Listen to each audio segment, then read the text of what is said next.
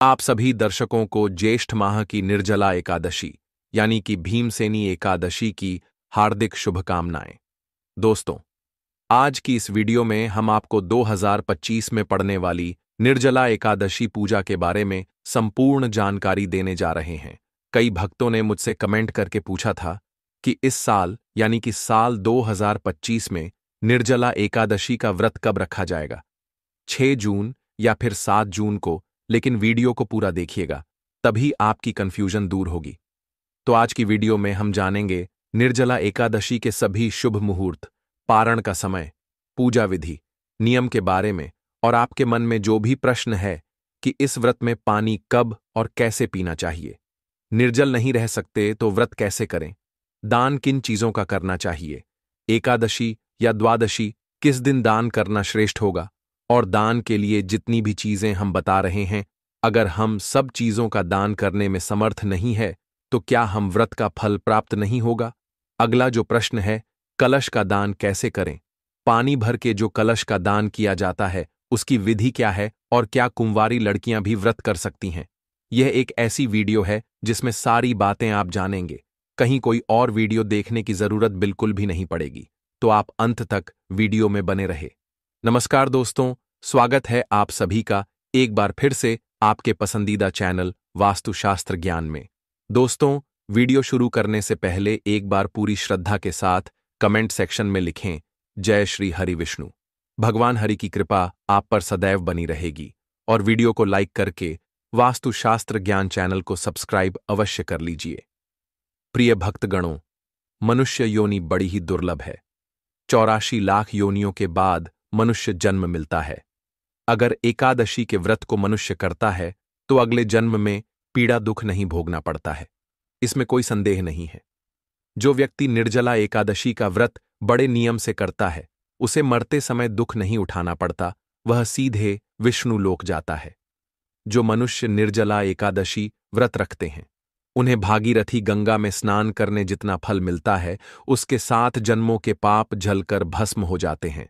जो मनुष्य एकादशी के उपवास के साथ यज्ञ हवन करता है तो उसके चारों तरफ वाचिक, मानसिक, शारीरिक कष्ट दूर जाते हैं। निर्जला एकादशी करने से मनुष्य स्वस्थ निरोगी रहता है, उसे सुंदर कंचन जैसा शरीर मिलता है, उसमें आत्मविश्वास जागृत होता है, उसका मनोबल बढ़ जाता है, 10 दिशाओं में उसकी कीर्ति फैलती है। जो आज के दिन भगवान विष्णु और माता लक्ष्मी को भोग के साथ तुलसी दल अर्पित करता है, तो उसे मरने के बाद इंद्रोक में अक्षय सुख मिलता है तथा उसे संतान सुख की प्राप्ति होती है। जो मनुष्य रात्रि में जागरण करता है, उसके कई जन्मों के पापों का शमन हो जाता है। जो व्यक्ति एकादशी की रात्रि जागरण में जो भजन करता है, अति यज्ञ के समान फल मिलता है।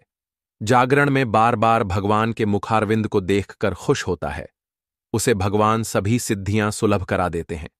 जो भी व्यक्ति एकादशी द्वादशी को जागरण करके दान करता है तो वह कई यज्ञ का फल पाते हैं, उनको 7 जन्म तक गरीबी का मुंह नहीं देखना पड़ता।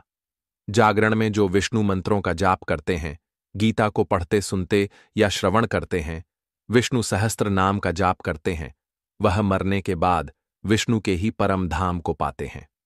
जागरण में जो गाय के घी का दीपक जलाते हैं, उनके कई कल्पों के पापों का जय उसी समय हो जाता है।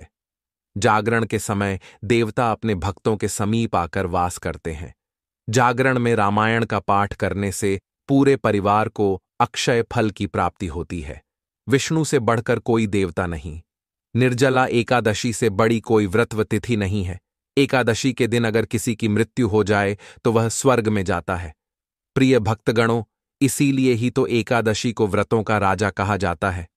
दोस्तों, बात करते हैं पहले प्रश्न के बारे में, कुमारी लड़कियां की व्रत कर सकती हैं?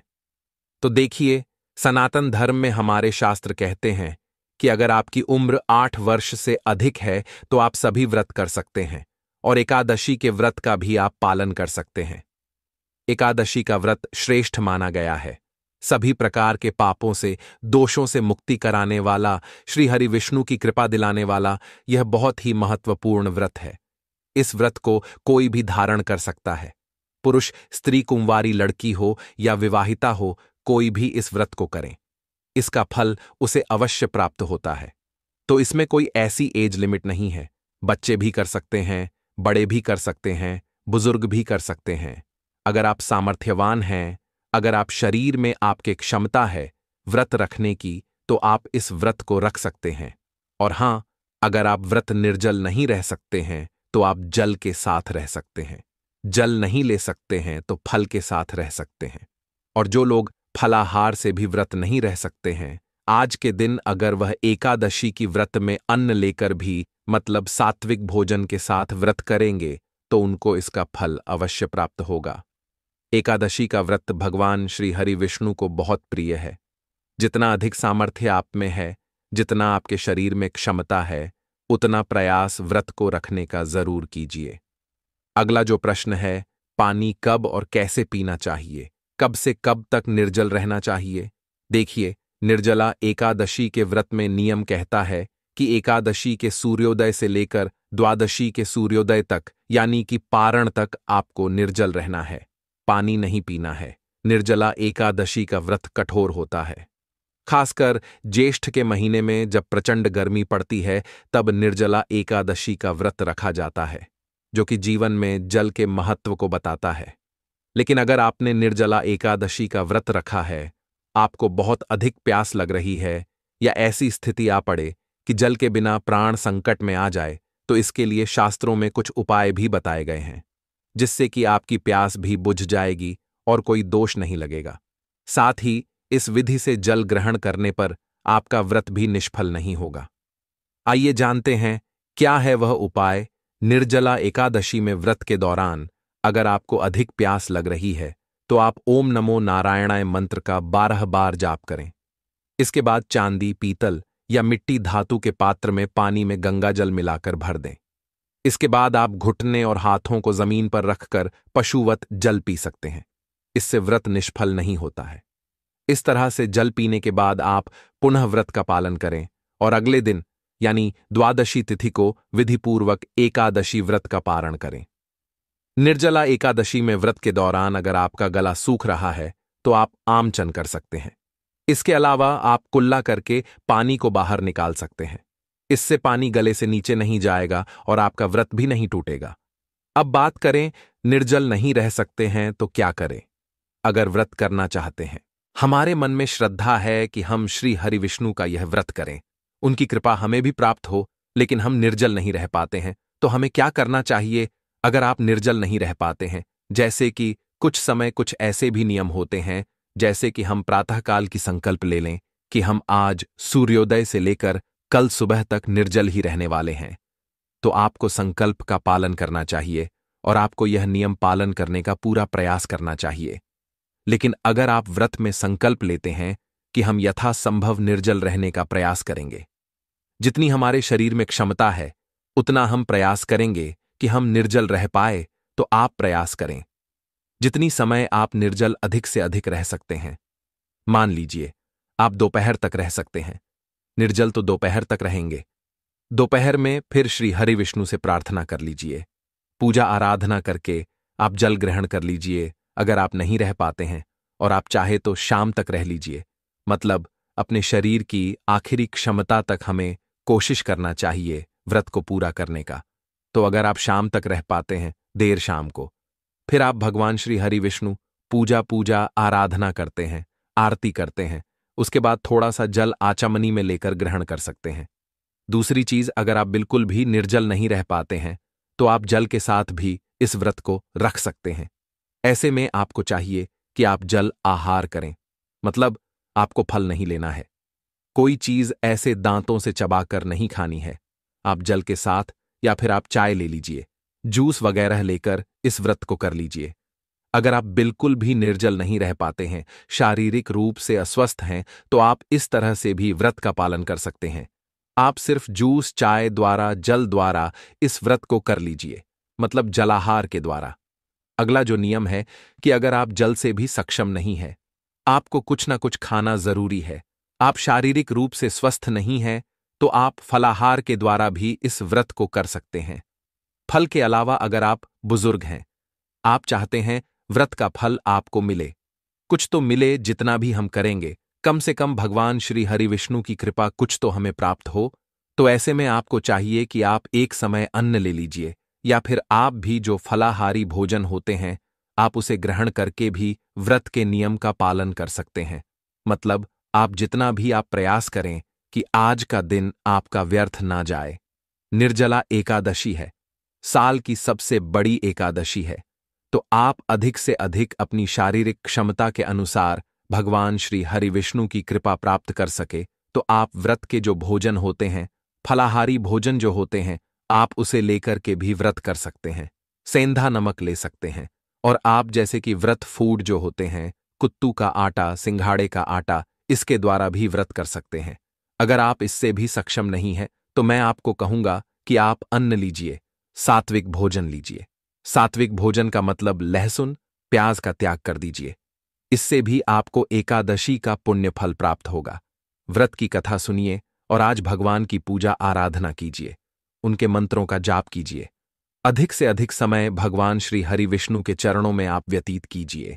तो आप अगर अन्न लेकर भी इस व्रत को सात्विक विधि से पालन कर लेते हैं तो भी आपको भगवान श्री हरि विष्णु की कृपा जरूर मिलेगी। वैसे निर्जला एकादशी का नियम है कि हमें पूरी तरह से निर्जल रहकर ही व्रत करना चाहिए। तो अगर आप स्वस्थ हैं, शारीरिक रूप से सक्षम हैं कि आपने निर्जल रह पाए, तो कोशिश करें कि एकादशी के सूर्योदय से लेकर एकादशी द्वादशी के सूर्योदय तक निर्जल रहे, तभी इस व्रत का संपूर्ण फल हमें प्राप्त होगा। बाकी जो नियम है जैसे जल आहार, फलाहार या फिर अन्न का आहार ले रहे हैं, तो इसमें यह हो जाएगा कि आपको एकादशी का कुछ फल तो अवश्य प्राप्त होगा। श्री हरि विष्णु की कृपा तो मिलेगी क्योंकि आपने अपने शरीर की क्षमता के अनुसार प्रयास किया। इस विधि से आप रह सकते हैं।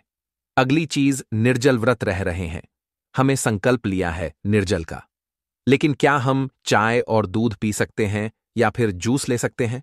नहीं। अगर आपने निर्जल व्रत का संकल्प लिया है, मतलब जल नहीं पी रहे हैं, तो यह कोई विकल्प नहीं होता है कि जल नहीं लेंगे लेकिन हम चाय पी लेंगे, दूध ले लेंगे, जूस ले लेंगे और हमारा व्रत फिर भी निर्जल कहा जाएगा। नहीं, यह बिल्कुल गलत है। अगर आप निर्जल हैं मतलब आप सिर्फ निर्जल है। आप आचमनी से ही जल ले सकते हैं, जो पूजा के समय आचमनी नहीं ली जाती है।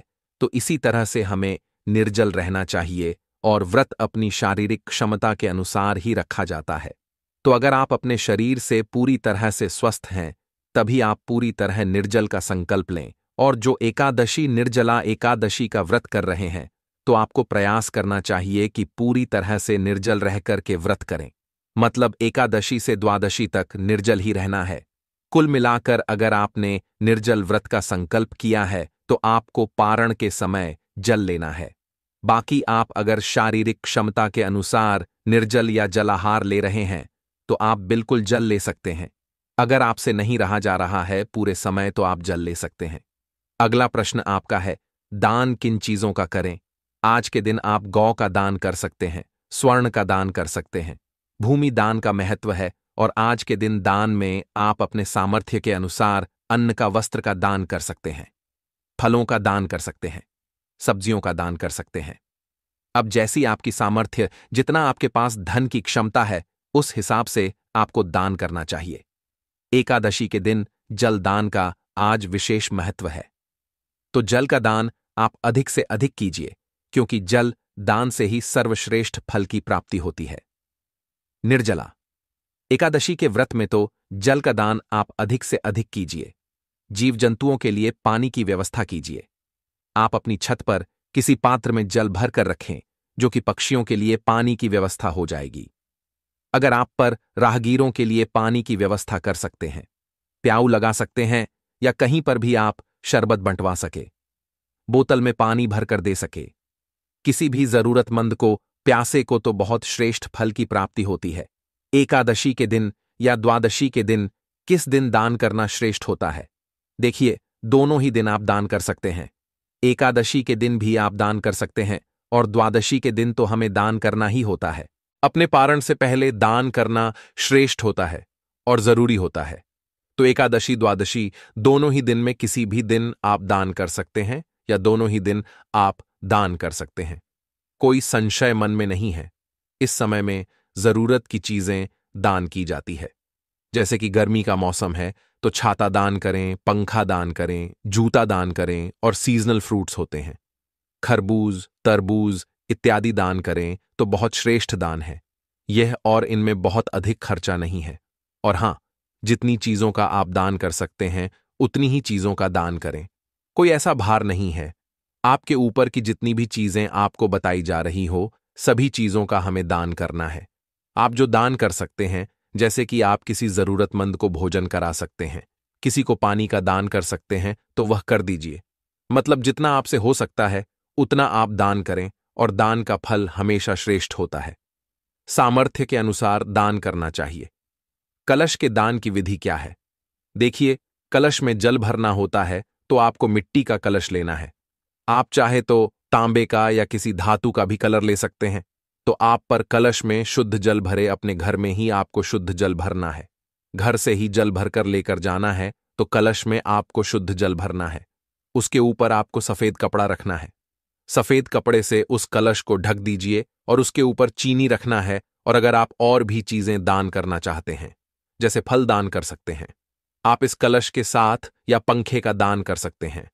तो इस तरह से फल वस्त्र उस कपड़े के साथ ही आपको कलश भी लेना है और दक्षिणा के साथ दान करना है। तो कलश में शुद्ध जल भरे, उसके बाद उसे सफेद कपड़े से ढके, उसके ऊपर आपको चीनी रखनी है और उसके बाद उसके साथ में आप जो भी वस्तु दान करना चाहते हैं, वस्त्र, अन्य और पंखा जो भी आप दान करना चाहते हैं, साथ में रख लीजिए। दक्षिणा के रूप में कुछ पैसे रख लीजिए और इसके साथ ही आपको ले जाकर यह किसी ब्राह्मण को दान करना है, या फिर आप किसी मंदिर में भी दान कर सकते हैं। तो कलश दान करने की यही विधि होती है। कलश में आपको शुद्ध जल जो भरना है वह अपने घर से ही भरकर लेकर जाना है। ऐसा नहीं कि आप खाली कलश लेकर जाएं और पंडित जी के घर पर ही आप कलश भरे और वहां से उनको दान कर दें। ऐसा नहीं करना। घर से ही आपको सारी सामग्री तैयार करके लेकर जानी है, और चाहे तो आप पंडित जी को दान कर दीजिए या फिर आप पर मंदिर में भी दान कर सकते हैं। तो इस विधि से हमें एकादशी के दिन दान करना होता है, और एकादशी का व्रत, निर्जला एकादशी का व्रत सर्वश्रेष्ठ माना गया है। इस व्रत को अगर आप नियम पूर्वक कर पाते हैं, पूरे विधि विधान के साथ, जैसे कि निर्जल रहकर, तब तो सर्वश्रेष्ठ है नहीं। तो जितना भी आप में सामर्थ्य है, जितनी भी आपके शरीर में क्षमता है, फलाहार, जलाहार या फिर आप व्रत के आहार लेकर इस व्रत को करने का पूरा प्रयास शुरू करिए, ताकि आपको भगवान श्री हरि विष्णु की कृपा जितना भी अधिक से अधिक प्राप्त हो सके, उतना आप प्राप्त करने का प्रयास कीजिए। प्रिय भक्तगणों, आइए अब जान लेते हैं निर्जला एकादशी के शुभ मुहूर्त और पारण समय के बारे में। लेकिन अभी तक आपने वीडियो को लाइक नहीं किया, तो वीडियो को लाइक करके चैनल को सब्सक्राइब अवश्य कर लीजिए। इस बार 6 जून दिन शुक्रवार को सुबह यानी तड़के के 2:16 से एकादशी तिथि प्रारंभ होगी। देखा जाए तो यह 5 जून गुरुवार की मध्य रात्रि का समय रहेगा और एकादशी तिथि का समापन होगा 7 जून शनिवार को सुबह 4:47 पर, यानी 6 जून शुक्रवार को पूरा दिन ही एकादशी तिथि रहेगी। और इस तरह से अगर देखा जाए तो 5 जून गुरुवार को दशमी तिथि के नियमों का पालन किया जाएगा। और इस बार हिंदू पंचांग के अनुसार 6 जून शुक्रवार को एकादशी, जो कि स्मार्त एकादशी रहेगी, जिसमें सभी गृहस्थ जन उपवास रख सकते हैं। और दूजी एकादशी यानी 7 जून शनिवार को वैष्णव निर्जला एकादशी का व्रत रहेगा। जब कभी भी एकादशी तिथि 2 दिन होती है, तो ऐसे में इस बात का भी ध्यान रखना चाहिए कि उपवास 24 घंटे से अधिक का ना हो। अगर 24 घंटे से अधिक का उपवास होता है तो सभी लोगों को दूजी एकादशी यानी वैष्णव एकादशी का उपवास रखने की ही सलाह दी जाती है। 6 जून शुक्रवार को ब्रह्म मुहूर्त सुबह 4:08 से 4:56 तक रहेगा। इस दिन सूर्योदय सुबह 5:44 पर होगा और सूर्यास्त शाम 7:06 पर। प्रातःकाल पूजा मुहूर्त सुबह 4:02 से 5:23 तक रहेगा। शाम की पूजा का मुहूर्त शाम 7:17 से 8:18 तक रहेगा। हस्त और इतरा नक्षत्र का दुर्लभ संयोग इस दिन बन रहा है। हस्त नक्षत्र सुबह 6:34 तक और बाद में चित्रा नक्षत्र प्रारंभ हो जाएगा। राहु काल सुबह 10:30 से दोपहर 12 बजे तक रहेगा। द्वादशी तिथि 7 जून शनिवार को सुबह 4:38 से लेकर 8 जून रविवार को सुबह 7:17 तक रहेगी। हरिवासर का समय द्वादशी तिथि लगते ही शुरू हो जाता है और हरिवासर के समय में भूलकर भी उपवास नहीं खोलना चाहिए, नहीं तो व्रत अधूरा रहता है। कई लोग जानकारी के अभाव में हरिवासर के समय में ही व्रत खोल लेते हैं। 7 जून शनिवार को ब्रह्म मुहूर्त सुबह 4:08 से लेकर 4:56 तक रहेगा। इस दिन सूर्योदय सुबह 5:44 पर और सूर्यास्त शाम 7:07 पर होगा। प्रातःकाल पूजा मुहूर्त सुबह 4:22 से लेकर 5:23 तक रहेगा। गोधूली मुहूर्त शाम 7:16 से 7:36 तक रहेगा। राहु काल सुबह 9 बजे से 10:30 तक रहेगा। हरिवासर का समय 6 जून शुक्रवार को सुबह 11:25 तक समाप्त होगा। अब जो लोग भी 6 जून शुक्रवार को निर्जला एकादशी का उपवास रखेंगे, उन्हें 7 जून शनिवार को दोपहर 1:44 से 4:31 के बीच में अपना व्रत खोलना होगा। और जो लोग 7 जून शनिवार को निर्जला एकादशी का व्रत रहेंगे, उन्हें 8 जून रविवार को सुबह 5:23 से 7:17 के बीच में व्रत खोलना होगा। ध्यान रखिएगा, 7:17 तक द्वादशी तिथि समाप्त हो जाएगी। जब भी एकादशी तिथि 2 दिन पड़ती है, तब दूसरे दिन वाली एकादशी का महत्व अधिक हो जाता है। ऐसे में सलाह यही दी जाती है कि आप सभी को भी दूजी एकादशी का ही व्रत करना चाहिए। दशमी तिथि के नियमों का पालन आप एकादशी व्रत से ठीक 1 दिन पहले करें। 2 दिन